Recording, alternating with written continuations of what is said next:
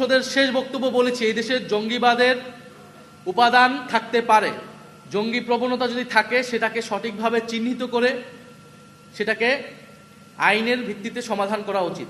কিন্তু ঢালাওভাবে মাদ্রাসার ছাত্রদেরকে জঙ্গি হিসেবে চিত্রিত করা, দাড়ি টুপি থাকলে বিশ্ববিদ্যালয়ের ছাত্রদেরকে হলে শিবির বলে নির্যাতন করা, এইটা কিন্তু আমরা কোনোভাবেই আর অ্যালাউ করব না। এবং এই রাজনীতি শেখ হাসিনা সরকার করেছিল, এই রাজনীতি যাতে এই সরকার না করে আমরা সরকারের প্রতি সেই আহ্বান জানাচ্ছি। আজকের এই অনুষ্ঠানের জন্য, প্রোগ্রামের জন্য আমি ধন্যবাদ জানাই।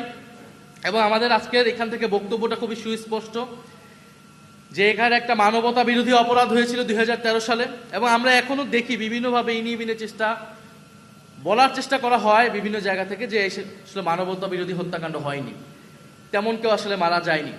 এবং সরকারের উচিত একটা সুস্পষ্ট একটা তদন্ত রিপোর্ট প্রকাশ করা যে আসলে কতজন হত্যাকাণ্ডের শিকার হয়েছিল, সেই পরিবারগুলোর এখন কি অবস্থা, তাদেরকে রাষ্ট্রীয় স্বীকৃতি দেওয়া, এবং ভবিষ্যতের জন্য আমাদের নতুন প্রজন্মকে সচেতন করতে হবে আমাদেরকে, যাতে এই ধরনের হত্যাকাণ্ড, এই ধরনের যে সমাজে বিভাজন হয়ে যাওয়া, সেটা যাতে আর না হয়। এবং আমাদের যে ধর্মপ্রাণ মুসলমান, আমাদের আলেম ওলামা, তাদেরকে স্বীকৃতি দিতে হবে। তাদের এই দেশের রাজনীতি, এই দেশের ইতিহাসে তাদের ব্যাপক ভূমিকা আছে। সেই ব্রিটিশ বিরোধী আন্দোলন থেকে আমাদের মহান মুক্তিযুদ্ধে এবং 2024-এর গণ অভ্যুত্থানে আলেম ওলামা এবং মাদ্রাসার ছাত্রদের ব্যাপক ভূমিকা রয়েছে। এদেশের যত গণ আন্দোলন হয়েছে, জাতীয় আন্দোলন হয়েছে, মুক্তির লড়াই হয়েছে, এদেশের আলেম ওলামা এবং মাদ্রাসা ছাত্রদের ভূমিকা রয়েছে।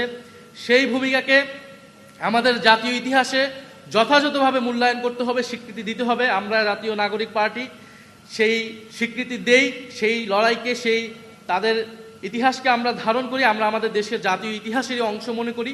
এবং বিগত সরকারের সময়ে, বিগত সরকার বলতে আওয়ামী ফ্যাসিস্ট সরকারের সময় যেই গণহত্যাগুলো হয়েছে, মানবতা বিরোধী হত্যাকাণ্ড হয়েছে, গুম হয়েছে, সব কিছুর বিচার করার দায়িত্ব বর্তমান সরকারের। আমরা দেখছি যে আমাদের সীমান্তে আবারও হত্যাকাণ্ড হচ্ছে এবং সীমান্তে আবারও নতুন করে কাঁটাতার দেওয়া হচ্ছে। তো সীমান্তে কাঁটাতার দিয়ে এবং সীমান্তে আমার দেশের জনগণকে হত্যা করে কেউ যদি বন্ধুত্বের কথা বলে, তার সাথে বন্ধুত্ব সম্ভব না। কাঁটাতার দিয়ে কারোর সাথে বন্ধুত্ব করা যায় না।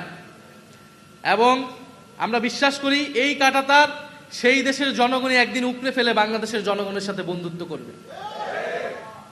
এবং বাংলাদেশের সীমান্তকে রক্ষা করার দায়িত্ব এই সরকারের এবং এই দেশের জনগণের। যদি সরকার ব্যর্থ হয়, জনগণ সেই দায়িত্ব কিন্তু নিজ হাতে তুলে নেবে।